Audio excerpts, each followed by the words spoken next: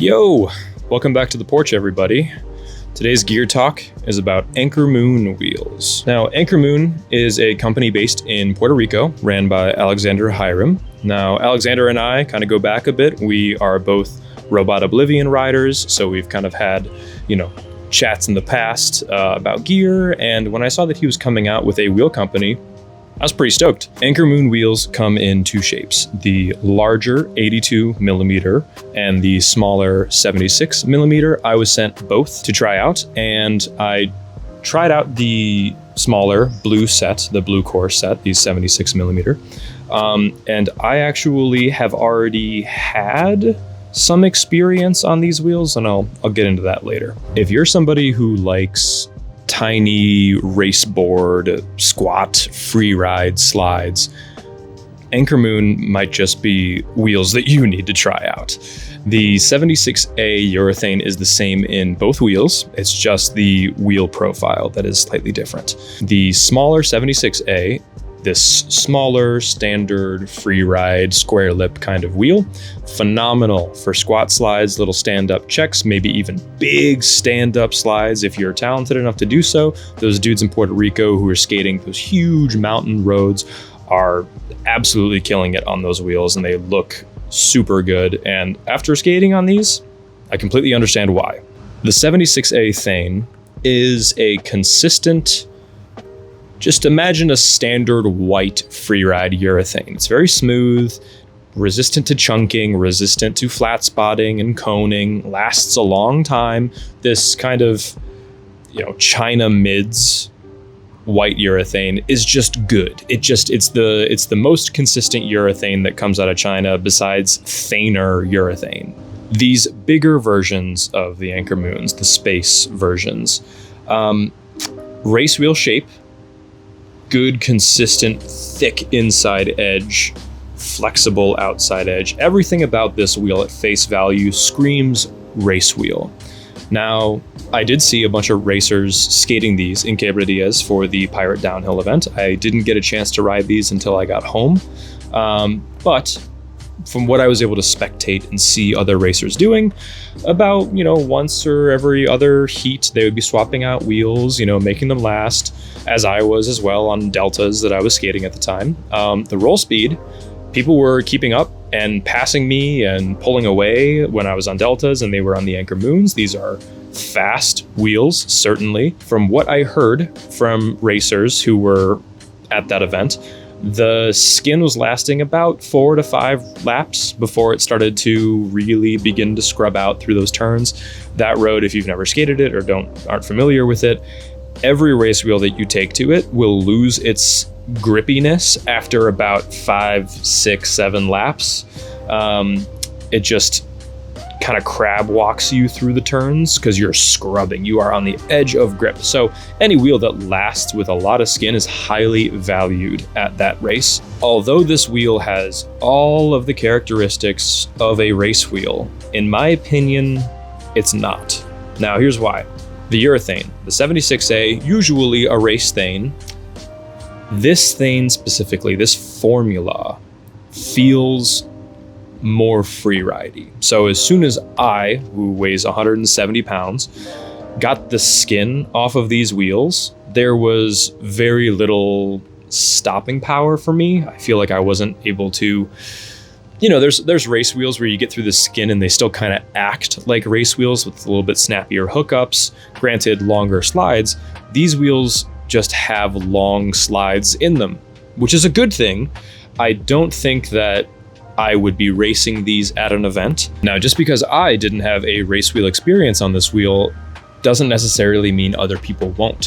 One big thing I think this wheel has going for it is the sub 150 pound skater. When I skate race wheels, throw a slide at around 50 miles an hour and have some good resistance. When I throw a slide on a wheel like this, I have less resistance, less stopping power, so it's kind of akin to what I'd experience at a much higher speed, like high 50s, 60 mile an hour slides. That's what this feels like for me when I'm sliding at around high 40s. So for somebody who weighs less than 150 pounds, this might be something you need to look into. With the lightweight factor involved, if you're a lighter skater who struggles to skate on big race wheels, say that they're honking for you or straight up just ejecting you off the board, you're not able to comfortably skate deltas or mags, the roll speed this wheel has, the body of it is all race wheel that you'll need. The Thane, since it slides a little bit smoother, is going to be more comfortable for you. So if you're somebody who's in that 150 under range, you should look into this wheel. I thought I need to find somebody to test this theory. Brian from the local Cleveland community was generous enough to help me out with the rest of this review. I handed these to him kind of used, skinned, and I said, hey man, you mentioned to me before that you didn't really have a good experience on mags, that you pretty much got ejected the first couple slides you threw on them and said, screw this, and you gave them away to a local skater because he, a 135-pound skater, can't really get into the pavement with these big race wheels in order to make them slide the way that they should for somebody who weighs a little bit more. His first couple runs on these, he got that speed back, he got that cornering back, and then his slides, smooth as ever and really consistent. He immediately was like, I'm buying more of those wheels. So I'm really glad that I was able to present this to him, a skater who I think the last time he raced on mags or tried them out were like the black Harry Clarks when those dropped a while ago. So it's been a while. He's been on like Coué square lip wheels or just free ride wheels. Hasn't really even touched race wheels until I presented him with a granted skinned set of these. He's since bought multiple sets of Anchor Moon wheels, which is super sick, telling Alexander that I had hooked him up with a set of these to try out. Thank you, Anchor Moon, for giving him a discount, so he was able to give me back a fresh set of the orange cores. If I'm going to be buying Anchor Moon wheels in the future, it's going to be the bigger one. Here's why.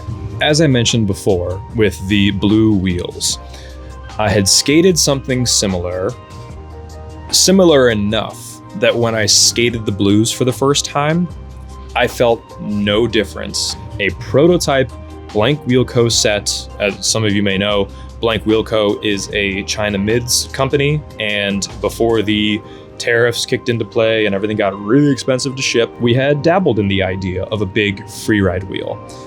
So Marshall, the guy who runs Blank Wheel Co., had gotten a different color for every set of the biggest wheel that you could get.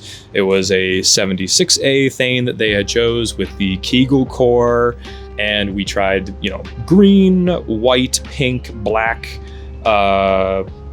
orange, and that might have been it.